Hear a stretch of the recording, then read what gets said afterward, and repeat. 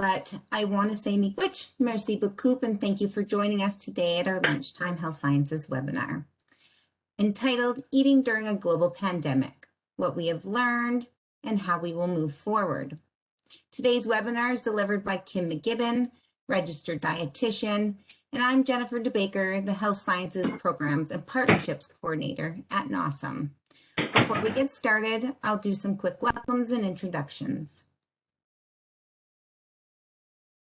Kim will have discussion questions in the middle of her presentation and also at the end. So I will moderate the questions. Feel free to put your questions in the chat or take yourself off mute. Reminder about your cameras and microphone should be turned off for the duration of the webinar. The webinar is being recorded and will be posted to YouTube at a later date. All of our previous webinars are now on YouTube, and you can find the links in those recordings on our RS and NoDip websites in the resource section, or you can find the webinars directly through the NOSM TV channel or YouTube.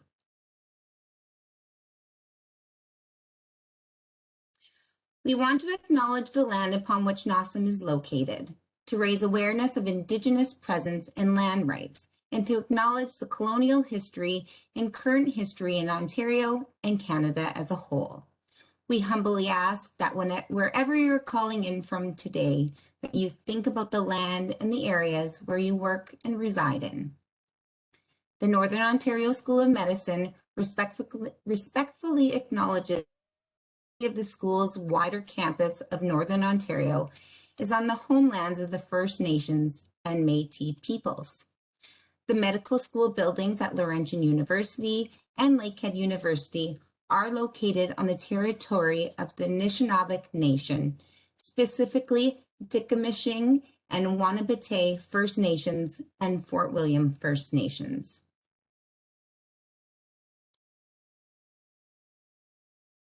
So our speaker today is Kim McGibbon. Kim is a registered dietitian and food and kitchen director at Roots to Harvest in Thunder Bay. Roots to Harvest is a not-for-profit organization that focuses on growing food, people, and community. For the past 2 decades, Kim has enjoyed being part of the food community in Thunder Bay and has seen it grow enormously. As a registered dietitian, she was lucky enough to have helped start community gardens, organize Good Food Box, and bring Seedy Saturdays events to Thunder Bay. Kim worked as a public health dietitian for most of her career, where she specialized in family health, food security, worksite, and school nutrition. She has had the pleasure of working with dietetic interns from NOSM through the Northern Ontario Dietetic Internship Program since its inception and continues to take interns in her new role at Roots. One of her favorite things to do besides spending time with her adventurous and wonderful daughter Sam is to cook with the young and old alike, where success is achieved when kids ask for more broccoli and folks enjoy a meal they have prepared together. Merci beaucoup, miigwech, and thank you. Kim, thank you for your time today. We truly appreciate you sharing your knowledge with us and are very much looking forward to your talk and opportunities to ask questions. I will now turn things over to you. Thank you.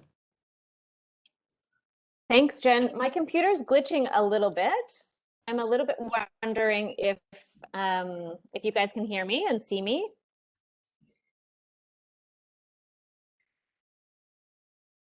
I can hear you fine. Okay, so if I start to share my screen to put some slides up, is that okay? Let's see if that works. Okay. We'll see. It takes me a quick second to, oh, look at the thumbs up. You guys working your thumbs up on your WebEx. I like it. I like it a lot. I don't know how to do that on WebEx, so you guys keep it going.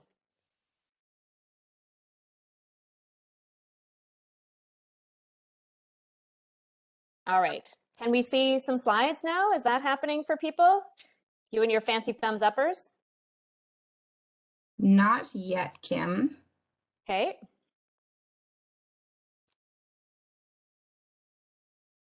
I'm wondering if I have to close my other computer. Maybe I can't work both computers at the same time. It might be too much of a draw. I was going to do that so I could see the chat. Jen, you might have to help me with chats then if I shut this one down. Okay. I'm going to shut the other laptop down so it maybe isn't impacting the technology. Do you see my screen yet or no, I can see that you're Jen? presenting something, but it's black. Oh, can you hear me, Oh, Kim? yeah, I can hear you. And I Yeah, have slides on my thing, so I'm not sure. Are we catching up yet? Hi, everyone. I'm sorry about this. Technology is super fun, right? we're We good. love this part about, you can see it now? We can see it. Excellent. Hi, everyone. I love the thumbs up. Hillary, Cindy, you guys are killing it. Thank you so much for that. The thing about this WebEx and Zoom and all of the things that have happened since the pandemic that have nothing to do with eating is trying to figure out how to communicate with people through different forms of technology. And I love that you're all online with me. But what I don't love is that I can't see your beautiful faces and that I don't know who you are or where you're from. So my hope now, Jen mentioned at the beginning that she's asked people to keep their microphones off. That is great until it's time to talk. And the same thing goes with your faces. Now, you're allowed to put your face up on the screen as long as you're okay with it being on their YouTube because they're taping it. So when it comes time for me to ask questions, I hope that we'll have a discussion. I think one of the best things about food and one of the reasons that I work in food and chose to do that for my career is that we all relate to what we eat and where our food comes from.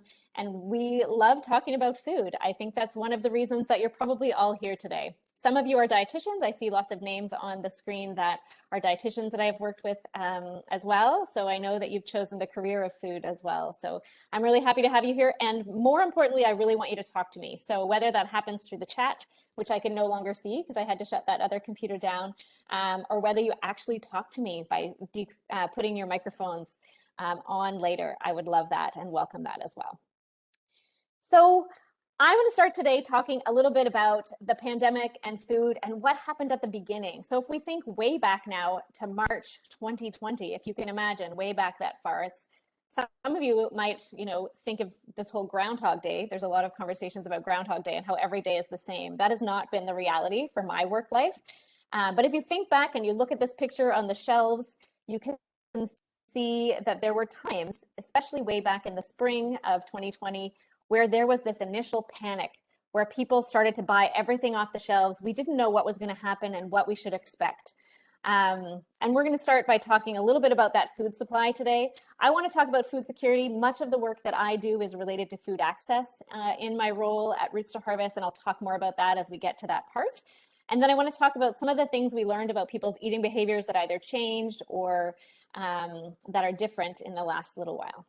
And then I want to talk to you guys. So save your questions, save your ideas. You have so many learnings and so many tips and tricks that you've learned along the way. And I'm hoping that we'll have a chance to talk about those.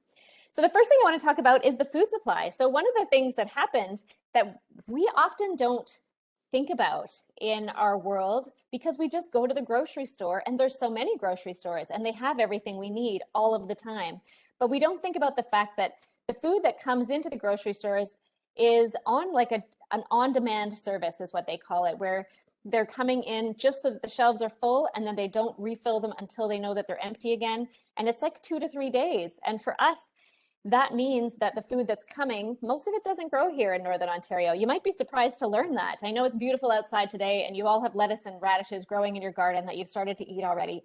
But in general, most of our food travels quite a long way to get to our tables. So there was a big disruption when the trucks stopped moving, when food production places were down in their staff, when they didn't have staff coming in because of illness or concerns with numbers in work sites. It really changed the way that our food was processed. And for the first time in a really long time, food became front page news almost every day.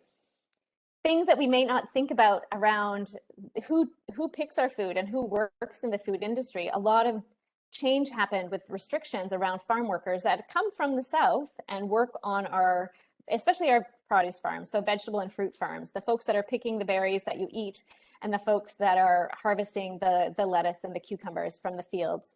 There was a lot of restrictions there, so food was slowing down, and that's one of the reasons that there's an increased cost in our fruits and vegetables, but also a reason that there's less coming to the shelves. And there was a changed demand from consumers. So I don't know about you guys, but especially at the beginning, there was some concern about going to the grocery store and going often. So consumers stopped going as often, but they started buying large amounts, bulk amounts, both for themselves and for their families. So that had a big impact on the food supply on the grocery store shelves. But as things moved along, the food industry started to adapt. And some of the things that they started to do was to create protection around their workers, both for their own health, as well as to prevent their own labor shortages so that they could keep going with the food that they were trying to supply. And the grocery stores themselves started to stock less food items. So similar items, but less brands, for instance, might have happened in certain stores.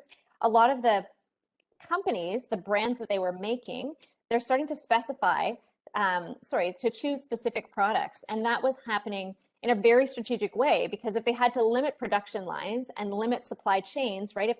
If I can't get enough flour this week, let's say, for me, it was blueberries today in my program that I ran. We did food hampers today.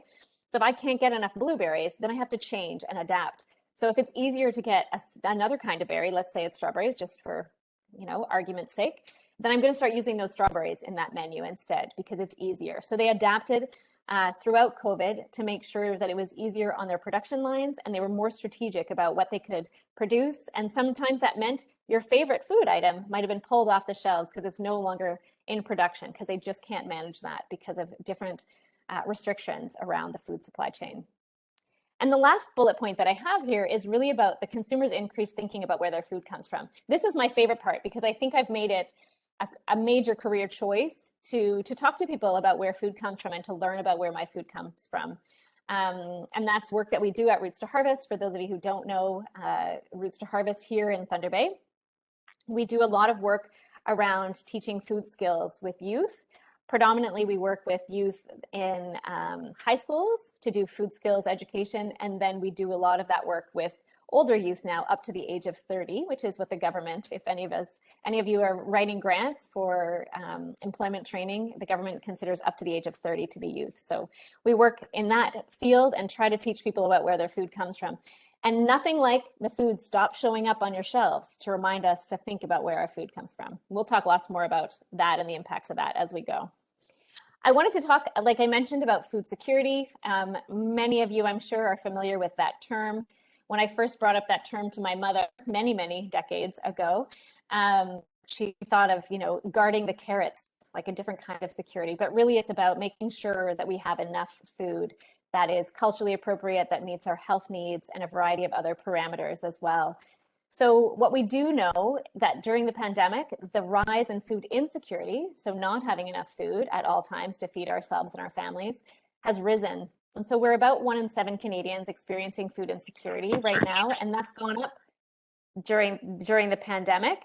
And some of that is due to layoffs because of decreased work hours, and the obvious economic downturn that has happened there.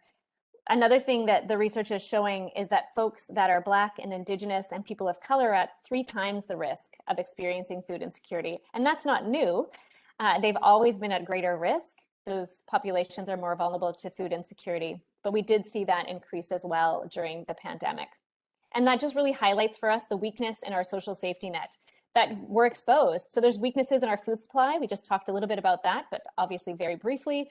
But also there's weaknesses in our social safety net. And we noticed that people who had never been, quote unquote, hungry or food insecure before were now coming out to access emergency food supplies. And so the work that I do at Roots to Harvest, we have been increasing the kinds of food access programs that we provide. And our specific target audiences have been seniors, women, especially women who are living on the street at risk of incarceration or recently released from incarceration through the Elizabeth Fry Society. We've been focusing on newcomers, which targets some of those especially at-risk communities that we talked about before, and then families at Roots to Harvest. And one of the things that we found at the beginning of the pandemic, especially, there was quite an influx of federal and provincial funding dollars that went to support increasing food access for communities that were most at risk. And we were able to use that money to start off some of these programs. But I think we realized that the pandemic is only the tip of the iceberg. These problems exist because of homelessness, single parent families are at greater risk, racism, of course, and poverty has always been there. So the pandemic has allowed us to start a lot of these food access programs. And one of my biggest concerns as a dietitian and a worker that has been, facilitating the delivery of some of these programs through the last few months is what happens next when this money dries up. And I'm just starting to see that. Actually, I have a meeting this afternoon to talk about some of that, what happens next now that the budgets are changing, and how do we transition to different kinds of programs that will continue to address that. Maybe some of that will come up in our conversation today. Maybe you guys have some ideas for me. I'll look forward to hearing some of those. And the other thing I think, I talked a little bit about, poverty and racism, single parents, those that are more at risk for food insecurity that we noticed during this. One of the things that we noticed the most here in Thunder Bay, and I know you're not all living in Thunder Bay, but this is my home community and consequently my frame of reference, is our biggest COVID spikes happened in our homeless population, and it spread rapidly. And some of the work that I ended up doing that I never thought I would was providing food in isolation shelters. So people who were living on the street who had no opportunity to self-isolate were put up in local hotels. And then we were trying to provide nourishing food to those folks that would help them to get better as well. So, all these new systems that we put into place with different community organizations to help ensure that people were fed during a very complicated time to get food. You can't leave your house. In some cases, you couldn't leave your room.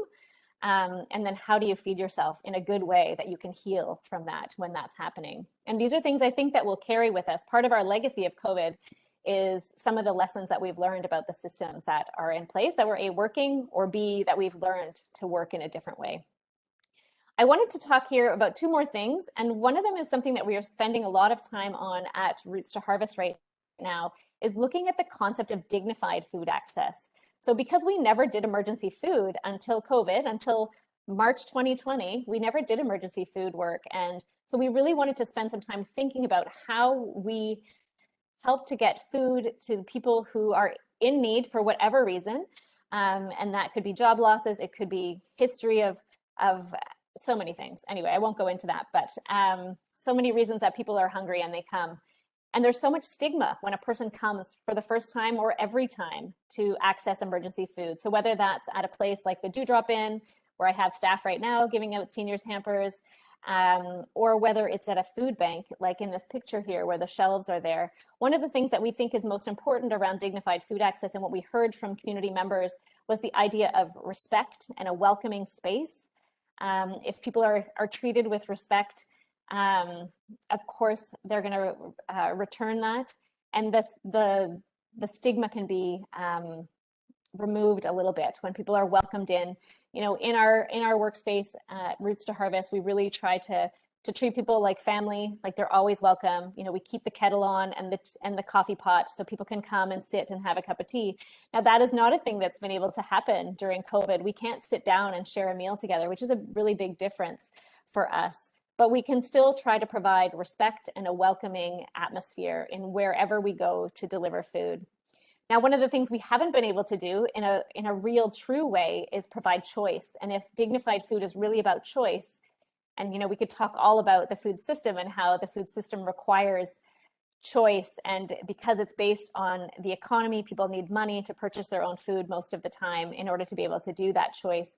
But we've tried our best to consult on a regular basis, and I think many food banks are doing that as much as they can to consult with folks about what they need and what they will use, what's culturally appropriate.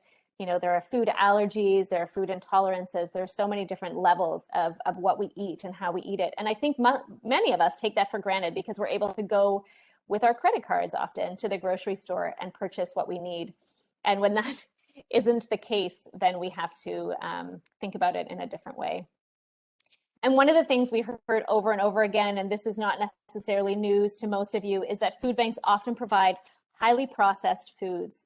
So those of you who are on the line that already have a nutrition background, we know that those highly processed foods are high in salt, fat, sugar, and lower in nutrients, where the foods that most emergency food places are allowed to provide are low in things like vegetables and fruit, milk and meat. And every time we asked participants, every time we did surveys or talked to them about what they're enjoying or what they would like more of, it was always more fruits and vegetables, milk and meat. Those were the answers that people provided. So we're lucky with the budgets that we've had with our funding to be able to do our best to provide things like fruits and vegetables, milk. Today I had eggs on my menu as well as chicken going out, but that's only because the funding is there for now, and that's not the same all the time everywhere. In fact, my last food hamper for this program will be next Wednesday. Another thing that we were able to do around food security is introduce a community food market. And that is a place where I feel people actually do have choice. And it's only focused on fruits and vegetables right now at wholesale prices, but it's a great way to increase people's access to fruits and vegetables in their neighborhood at a lower cost. And I think that that's one of the things that I'm most proud of. I know that Michaela is on the line with me. She's the dietitian that is my partner in crime on this project. And also who I met as a NOTIP intern. So thanks to Nasim for that, for bringing her here to the community and allowing us to do this project together. Of course, food insecurity, we know, I didn't mention this bullet point here, is impacting our physical and mental health. So, lots of research looks at things like depression, anxiety, mood disorders, all are higher rates when people do not have enough food to eat. With children, things like hyperactivity and inattention, and at this time where kids are schooling at home, it's already hard enough not getting the same amount of physical activity. But if they don't have the food that they need, that's an increased risk for them as well. So other things that are changing or have changed during the pandemic, and I'm hoping that you guys will talk to me about this after in a slide or two, about eating behaviors and what you've noticed of yourselves, your family, your clients, without pointing anybody out or pointing fingers, we'll do that. But one of the greatest things around the pandemic was this return to family meals and home cooking. So from a dietitian's perspective, who spent most of her career working in public health, this is a win. So this is our first win, I think, on the table around COVID and getting people back into their kitchens and cooking more, whether they wanted to or not, because we all know that we don't always want to make dinner every single night of the week, let alone all of those other meals that go together. But getting people back and sitting down at the table and cooking together, more people are cooking from scratch. Some of you probably heard about people that started baking at the beginning of the pandemic. Lots of baking, even sourdough bread ended up being a big thing because people had trouble finding yeast on the grocery store shelves or were worried that they couldn't find bread, started to buy yeast or make sourdough starters from their family. Those are some great positive legacies that I'm hoping the pandemic will continue. At least we have some of those skills now, even if we don't continue to bake our own bread or make our own muffins, things like that. That skill will stay with us. Another thing that we do know about sitting down together as a family is the research shows that people who eat together, so not before the pandemic, there was about 50% of people were eating most of their meals solo. And so that has changed during the pandemic where more of us are doing that and eating together. And that's because we don't have the gym to go to after work. We're not rushing our kids to hockey practice, or in my house, it was gymnastics, those kinds of things. So that's changed the way that we're able to do that, which has been great for families. And we do eat better when we eat together. We eat more vegetables and fruit. The research shows we tend to eat a little bit less sometimes, although that is controversial, I guess, now that I've just said that out loud. So those are things that are good. Those are some good points that are coming from our pandemic. Another trend in the eating behaviors that have happened in the last year is people focusing on value. So if you only want to go to the grocery store once every, at the peak of the pandemic, I was doing my best to stretch it to 3 weeks. So if you only want to go, once every couple of weeks, you want to make that food last. So now these are people of privilege, mind you, who can buy less and spend more. They want high quality food. Some of them are buying organic foods. We'll talk later about this idea of functional foods that people were reaching for. So one of the trends is value. Now, if you think about value and you think about Canada's Food Guide, for instance, the recommendation right now is to eat half of your plate with vegetables and fruit. And we know that during the pandemic that the cost of vegetables and fruit has gone up between 4.5% to 6.5%. And that will probably continue to climb, at least for this year. It usually does anyways, but this is a different climb during the pandemic as well. So that value is one of the things that is impacting our eating behaviors. This one, comfort foods. So we know that during the pandemic, life changed a lot for a lot of people. A lot of people were sitting like many of you are right now. I'm actually sitting at my computer, which is not a thing I normally do for very long periods of time, but sitting at your computer, sitting at home, also trying to parent children that are also sitting at computers, trying to school from home. So the world's changed in a lot of ways. And we know that when that happens, a lot of our eating behavior is impacted by our mental and our emotional state. And many people were reaching for comfort foods at that time. So for some of us, comfort foods include high sugar foods like desserts and sweets, and also sugary beverages. Some people, they want their comfort foods savory. So maybe you fit into that category, and a comfort food for you is more like a warm chicken noodle soup or stew or some cheesy biscuits on the side.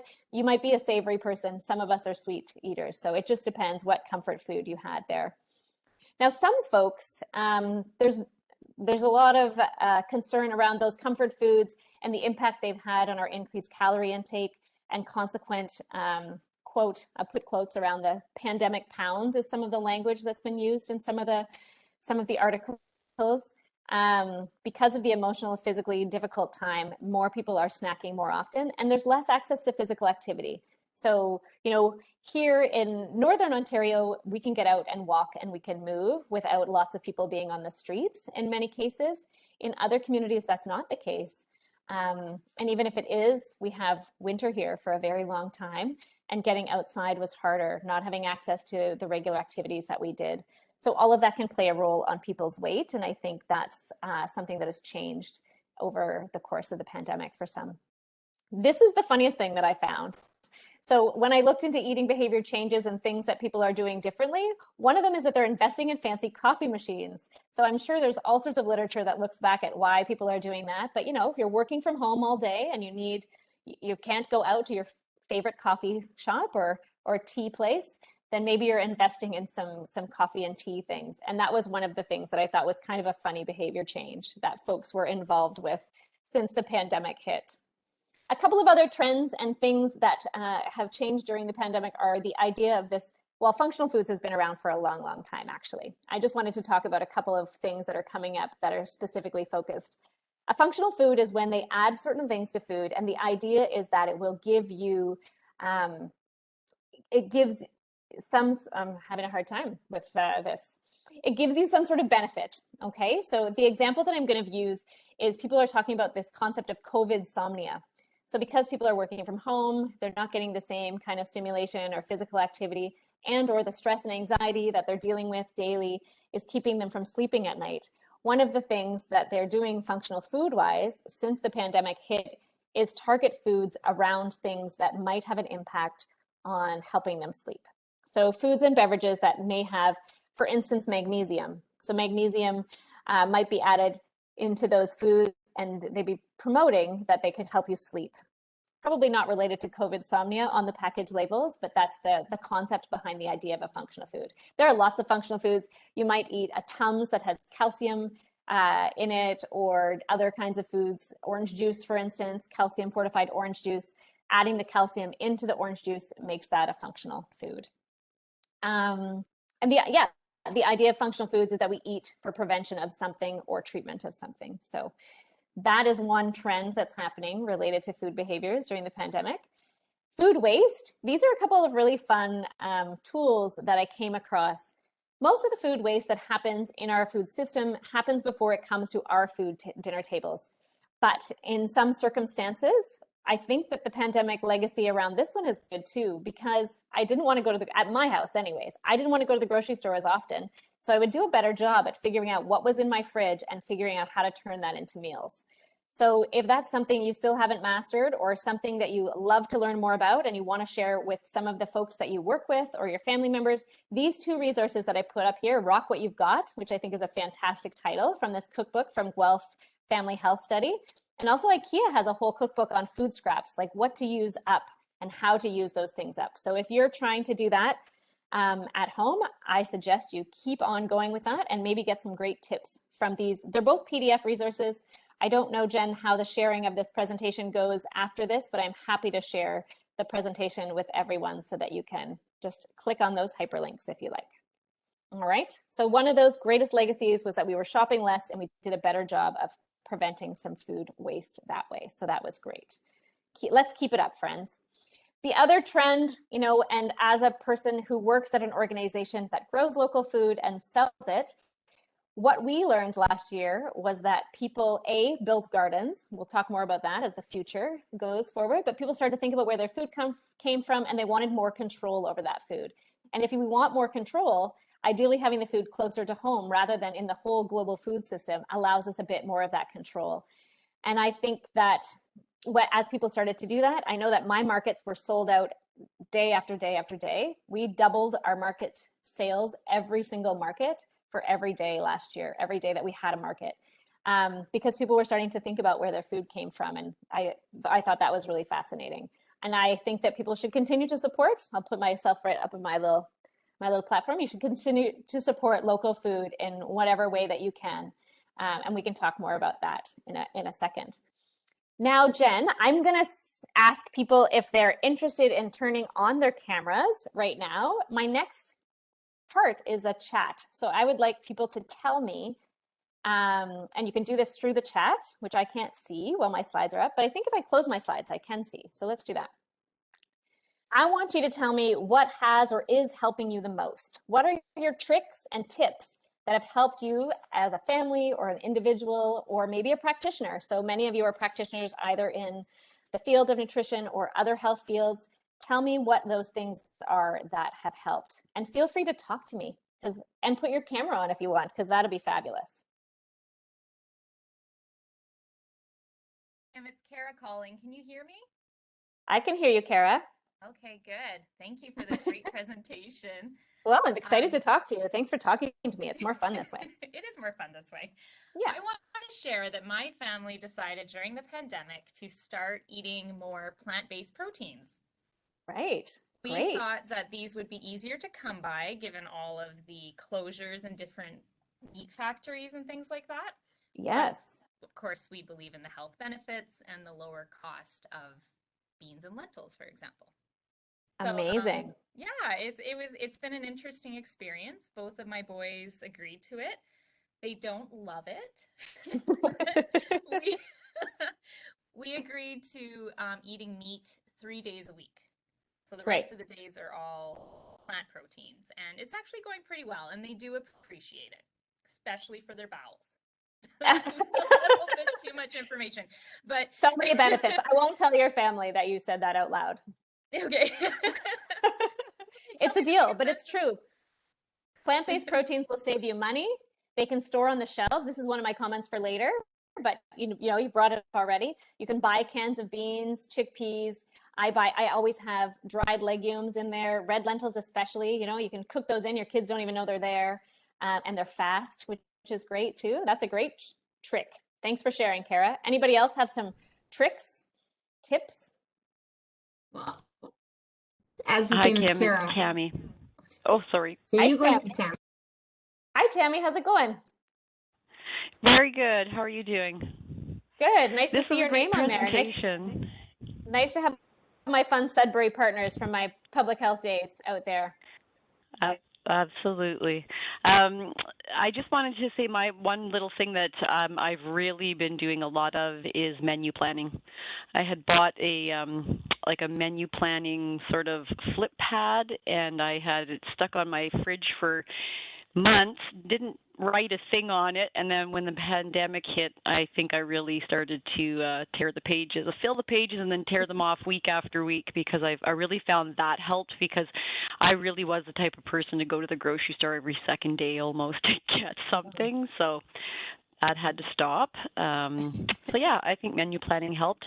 One thing I want to add to your trends, though, is that even at least my experience where I live, right in my little area of Sudbury, is that although people did get in the kitchen more, what I did see a huge use of was takeout and those pre-assembled ingredient type things, like what do they call them? All those food programs that you get all the packaging and everything cut up. They deliver the meals to you. Yes. Yeah, and a lot of people's recycle boxes are just full of like takeout containers and always seeing takeout people. So a lot of eating out at the same time as that sort of eating in more as well. Just dependent, I think. Yeah, absolutely. Lots of ways that we adapted. Menu planning, that's always been something that as a dietitian I've never been as good at. I'm going to confess it to all of you, just so you know. I'm much more a fly by the seat of my pants. Make sure you have all the basics on hand all the time. And then if there's lots of fruits and vegetables and grains and plant-based proteins in my fridge, I just figure out what to do. It's good. You should all do that. You should do what she said and not what I said, because, you know, we all have our own tricks and tips, and we have our own skill set. So you go with what works for you, but Tammy's way is a better way for planning for sure. Anybody else have some tips and tricks? I like this. I started doing a lot more like quick meals because I now working from home. I want to spend as much time as I can outdoors. So it's been a lot of like stuff that I can make up in like a couple minutes and have and eat while I'm working. Nice. That's fun. Sitting at your computer. Quick meals. Do you have some suggestions? Places that we should look to get ideas? Share your tricks, Holly. I mean, my breakfast is always yogurt and granola. Super easy. Yeah. Super fast. I also ate that today. Thanks to Harvest granola. And then lunch is just usually whatever I feel like. I'll usually make dinner in the evening and then make enough for lunch the next day. Yes, leftovers. Also a good trick. Planning ahead for some leftovers. That's a great idea, for sure. Thanks, Holly. Anybody else? Things that they want to share with the group before we scooch along? This isn't really a tip or a trick. It's just something I noticed in our household with the kids being home from school. Yeah. I find that we are stocking up on, or I am, I guess I'm the grocery shopper, it's my fault. I'm stocking up on a lot more kind of snacks for the kids, which which my husband and I don't necessarily need to be snacking on, and probably aren't the greatest for the kids either.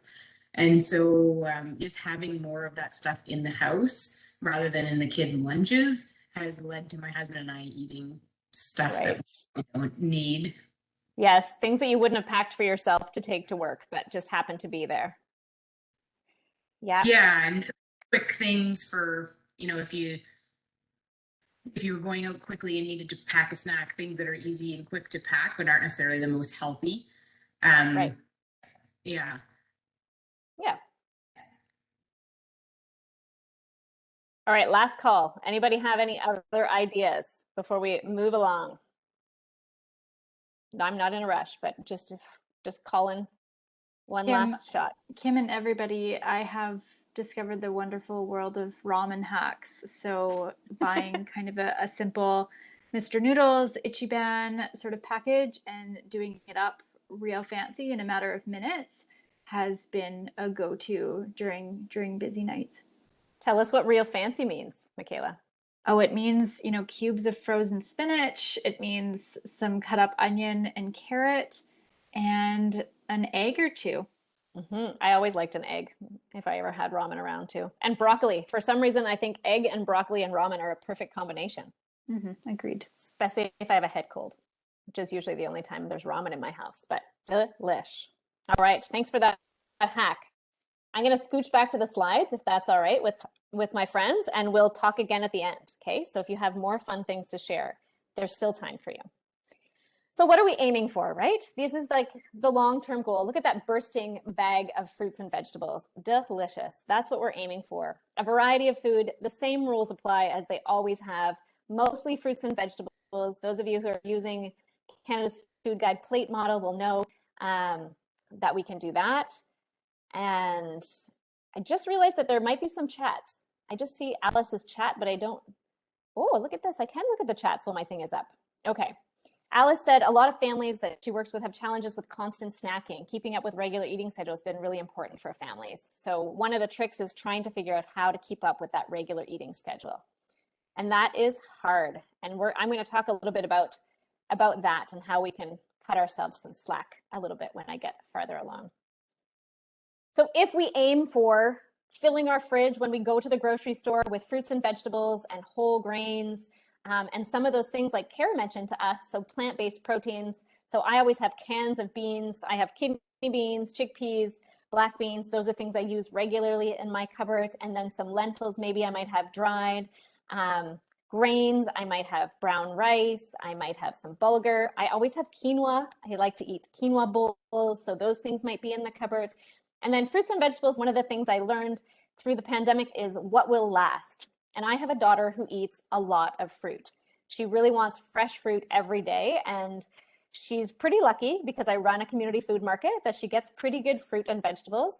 But during the pandemic, I was trying to stretch it. So I wanted to make sure I purchased foods, especially fruits that would last. So for me, that meant sometimes having some canned fruit, always having frozen fruit. So when the fresh stuff ran out, there was frozen left behind, and having apples and oranges they would last in the fridge for a little bit longer. So those are some of the tricks that I learned during the pandemic that would help to stretch things. Cutting back on salt. So salt is often in pre-prepared foods. So when we buy more of those foods, we have more salt in our diets. We can control the amount of salt in lots of different ways. We can rinse cans that might be salty foods. We can add less salt at the dinner table. We can purchase foods that are from scratch or closer to their natural state. And then we have the opportunity to control the amount of salt that goes in them when we do that. We can aim to eat moderate amounts of fats and oils. Fats and oils are super important for us. We need them to do a lot of different things in our bodies. One of those important things is giving us the essential fatty acids that we need. So eating moderate amounts of fat doesn't mean eliminating it altogether. Limiting our sugar intake. This was a hard one during the pandemic. We talked about comfort foods. We talked about emotions. We know that food often plays a role in the way we comfort ourselves when we are stressed and or anxious or whatever those feelings might be that we're working on. So how can we look at limiting our sugar intake? For me, the only way that works for me is not having it in the house. As soon as the cookies are made, my daughter made cookies this week, and then I want to eat them. So the less I have them, the better. And then limiting those to the times that you do have them. Staying hydrated, drinking enough water. One of the things that happened during the pandemic, some of the research says around eating behaviors, is that we were drinking more calories. Partly that's because we were sitting at a table. Some of that's through those fancy coffee beverages that we talked about. But a lot of that is through sugary drinks. And a lot of coffee drinks that we purchase today from our favorite local eateries may have more calories in them than we think about. So having a chance to drink more water is a great way to fit in with our health goals. So healthy choices that last. I talked about that already. Here we go. Getting creative. This is the picture of Canada's Food Guide. Most of you have seen this beautiful piece of work, and I'm very proud of the way that things have changed, that it has more versatility in this guide, I think. So ensuring that we eat lots of fruits and vegetables, some protein foods, and some whole grains is what the goal of that beautiful plate is. And, get creative. Some people talked about the ways that they get creative. One of them is using fresh tomatoes instead of canned. I always have cans of diced tomatoes. Speaking of things that I have in my basic shelf, a can of diced tomatoes means I can have a curry one day or a soup another day or make a pasta sauce the next. So that's one of my tricks in the kitchen. If a recipe calls for chicken and you already have a can of tuna or a can of chickpeas at home, then maybe try those things. If you usually use noodles for a stir fry but don't have any, I mentioned already my favorite quinoa, brown rice, maybe bulgur is something you have on your basic shelf in your cupboard. I talked about fruits and vegetables and getting frozen fruits. This talks about fruits in this, but I always have frozen vegetables too. The same applies. So when I run out of food that is fresh in my fridge, I will reach for the frozen Brussels sprouts and eat them gladly because I think they're delicious. Other tricks, diced chickens and salad, using your leftovers, right? Figuring out how what's left from tonight's dinner can be turned into tomorrow's dinner or lunch is always a great way to do that. So planning on how to use those leftovers. And then if you're like me, you only want to eat a meal maximum 3 times before it needs to go in the freezer. So I will eat it for dinner. I might eat it for dinner the next night, but ideally just for dinner and then lunch the next day. And then I will freeze it for a day where I don't want to cook it all and or there are no groceries in the fridge. So try that at home. I recommend it. But also, my friends, this has been a hard time. This last year, where we've been isolated from our friends, from our family, we can't sit down at the dinner table and eat a meal with the people we love the most. Oftentimes, it's hard. And one of the things I think that I've been practicing is letting go of guilt about how everything has to be fresh and from scratch. Sometimes it's great to do that because we have the time, maybe because we don't have other activities and we want to do that. When you feel the joy from that, make it happen. But also sometimes if you want to buy a pre-prepared burger and buns that are already made from your local butcher, which I did last night, then feel free to do that and don't feel guilty about it. You know, you're putting a meal on the table. We're trying to make it look a little bit like that food guide plate most of the time, but it doesn't have to be all the time, and it doesn't have to be perfection. So practice that, letting go a little bit of the guilt. And, you know, we're all trying our best, and there are ways that we can learn and do things a little bit differently, but sometimes it's okay to be like, I'm just going to do this tonight, and let yourself have that. And you need to find your own healthy. This was this year's Nutrition Month. Those of you who are on the call are that are dietitians know that every year in March, Dietitians of Canada celebrates a different theme for Nutrition Month. This year's theme was about finding your own healthy, and it's going to be different for you than it is for me in my house, and it might change day to day, and that's okay. And being okay with that is an important part. You know, giving ourselves permission. For me, permission, and this makes me think of Tammy and how she was, you know, watching her neighbors get some takeout and some HelloFresh meals are the kinds of things that I think she was talking about, the pre-prepared meals. I tried the HelloFresh meals for the first time, which was fun. So, you know, having permission to do something a little bit different sometimes, or to choose takeout. I was doing that as a way to promote some of the local agencies that I work with. I work in food here, and those are my community partners. So sometimes buying takeout on Fridays became a family tradition in our house, which was a wonderful way to take a break, to practice letting go of the guilt, but also to support a local community agency. So here's some ways. If you're looking for healthy takeout options, here's some ideas for you. Look for things that have lots of vegetables, fruit. If you live in Thunder Bay, we have some great vegetarian or predominantly plant-based restaurants here now, where you can get delicious foods that are mostly fruit and vegetables. Aim for those that have less sodium and added sugars if you're looking to get those takeout meals. For many of us, that means not adding the sugary drink on the side, and choosing water that you have at home or other beverages at home that might be fit better with your healthy eating goals. If you can find whole grain options, rice, brown rice at some of the different restaurants, or a whole grain pizza crust or pasta, those are things that you can ask for. Asking for dressing on the side allows you to control how much goes on there. Choosing foods that are cooked in healthier ways, things that are baked, grilled, broiled, and poached. But also sometimes if you have fish and chips every 5 months, it's not that big a deal. Just let yourself have it and enjoy every bite. Sometimes the meals that we order in from restaurants are really big. So that's great. It means that you also have lunch for tomorrow. So not only did you not cook today, but you have lunch for tomorrow. See how smart you are? You plan so well ahead. Other dreams for the future. So if we're looking forward to what the future holds post-pandemic, and there's so much conversation about things we want to keep that we've learned from the pandemic, things about getting outside maybe, things about cooking from scratch, what we want to keep and what we want to lose. When I dream of the future, this is what I think of. I think fresh food, and that's why the garden is pictured in the bottom here. It is garden season in my life, at work more than at home.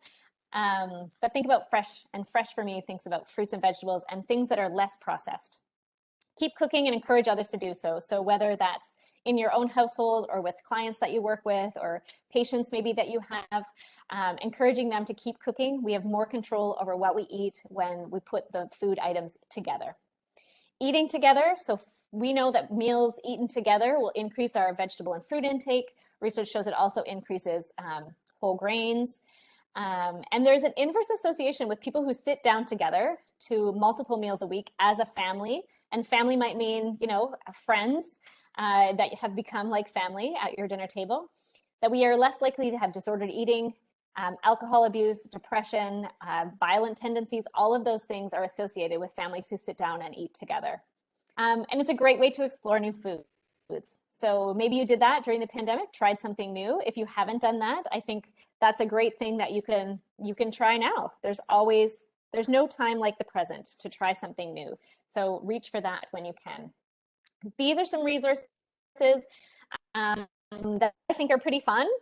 For gardening, if you're a gardener or you're trying it for the first time, we know that in Thunder Bay, at least, numerous people started gardening, built raised beds for the first time. We had lots of people coming to Roots to Harvest asking for how-to workshops. We did a variety. I didn't put this link on here, but if you go to our website, we did a variety of webinars about growing your own food because we couldn't be everything to everyone and answer everyone's questions. So there is some good information there.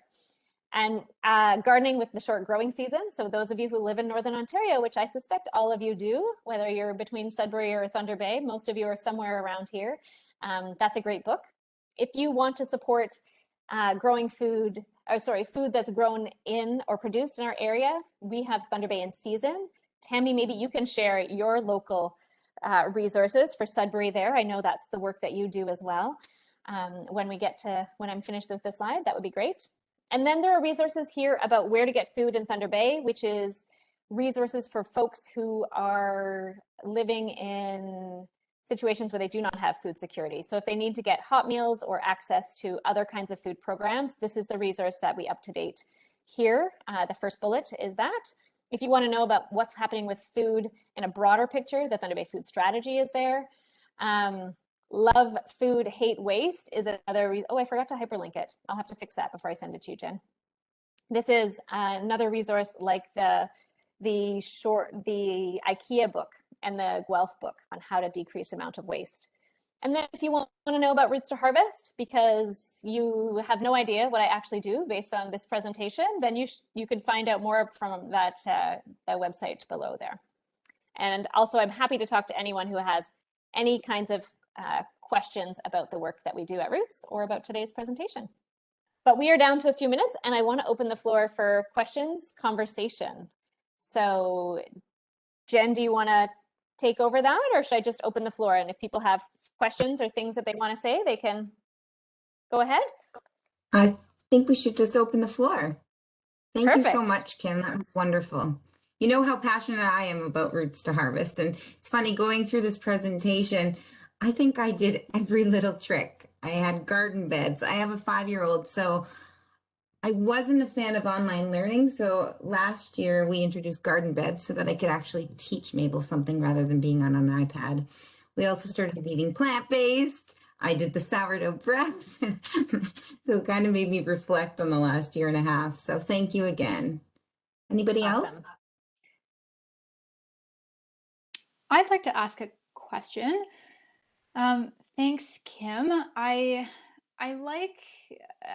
really liked your kind of point about cutting slack, and that brings up the whole concept of self-compassion, but also compassion towards others, especially as dietitians and people who work around food.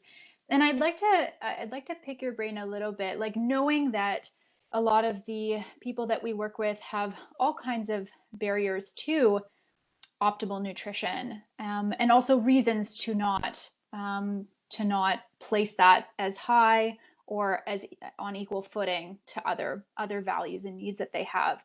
I'm wondering, like, have you seen any organizational activities or moves to really foster that self-compassion in the communities that they work with, or do you have any ideas around that? I kind of imagine that this may connect with like Roots to Harvest's dignified food access activities, but also other things. So I'd love to hear your thoughts on that.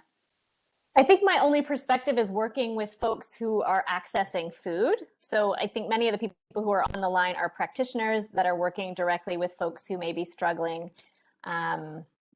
with feeding themselves and all of the pressures that life holds, but maybe without the added burden of not knowing where their next meal might come from. So I think there are two very different pieces that people are struggling with. And obviously there's added layers if you don't have enough money to purchase your food. I think it's just something that we should, I feel like I have no idea what other organizations are doing beyond, working around emergency food and trying to help people make sure that they have access to food. Lots of folks have taken on doing online learning with people, which allows them to, I was saying, the reason I actually took a Get Fresh meal is so that I could learn how they package them. Because one of the things we started doing within our organization was packaging up what people would need to make a meal, and then doing online Zoom cooking classes. And I think just being able to connect with people in that way, providing the food was a barrier that it takes away that barrier of having to think about what you'll make, what the recipe will be, and what that is. So, with all the things that we're thinking about every day in our lives, it's just one less thing that we have to think about if we know that that's what it is. And I know that lots of organizations were doing that kind of work, putting together packages of food with recipes and then adding the online learning component. And I think the online learning component added a social connectiveness that was a big gap in what people were experiencing in the last year. So, it provides that, you talked about sort of self-compassion, right? And that compassionate piece, giving us a chance to relax a little bit about who we are. And I know that organizations were doing that. I don't know what they're telling their clients and their people. I know they're trying to alleviate the pressure of food and then taking away the need to think about it as well, and doing that online learning where people could really connect and talk to each other. I think that was really helpful for some of the folks that were doing it in all different places, right? Whether it was Our Kids Count here locally, we're doing that with their families. We're working with a variety of First Nations communities that were doing that and putting the meals together. And I think that that's helpful in that way. I don't know what the answer is about, relieving our overwhelming guilt that we always have about, being better, doing better, being perfect, all of these things to live up to. But I think maybe if we just remind each other that will be helpful. Yeah. Thanks, Kim. Yeah. I had these discussion questions in case people didn't have things. If you, if you have something that you want to last after this pandemic, if there's a thing that happened with food that you think you really want to keep going, what would one of those things be? Or what will something you learned, what will you carry forward with something you learned? So those are some questions if people wanted to answer those, or if they just have their own.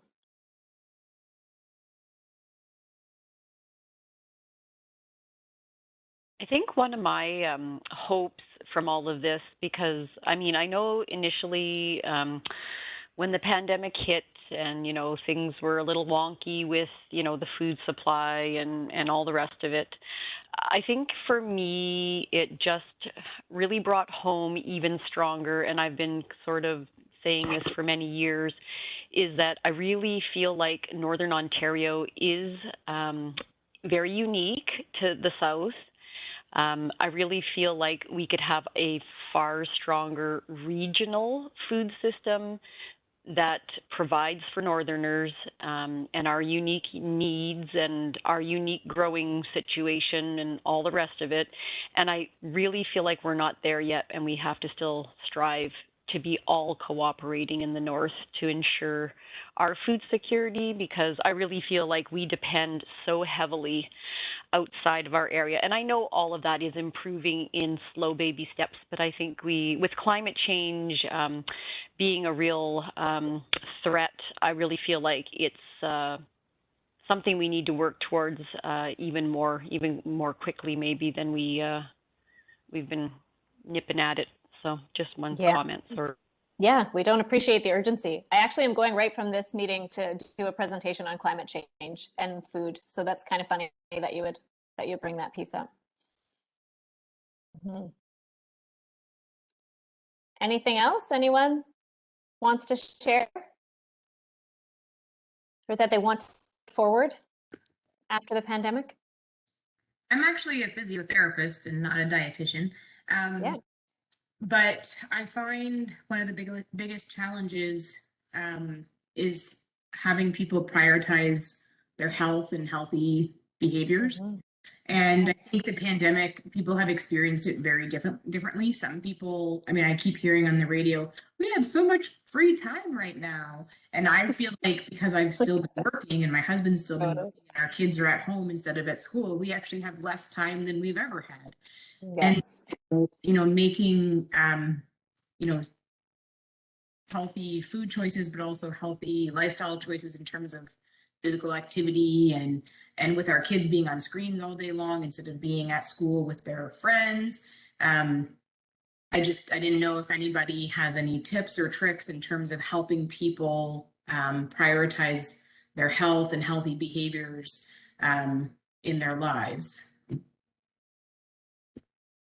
I really like that you said that, Becky, because that really irks me when I hear that on the radio too.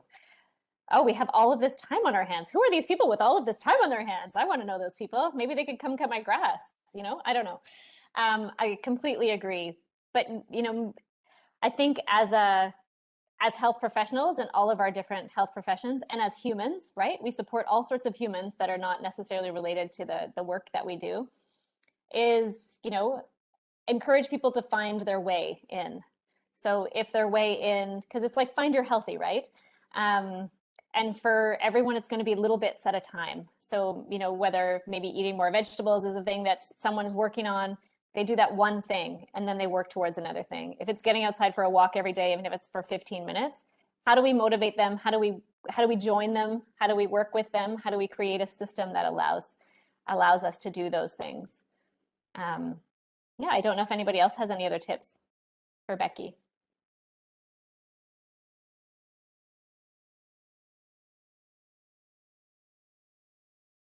Slow and steady, Becky. All in it together. Yeah. Great. Well, thank you, everyone. It's been a pleasure. And Well, I look forward to I see it's 1 o'clock, so I just want to take this time to say thank you again, Kim. It was great, lots of information, and a lot to reflect on, I think, over the pandemic. So if there's no other questions, I just want to say thanks.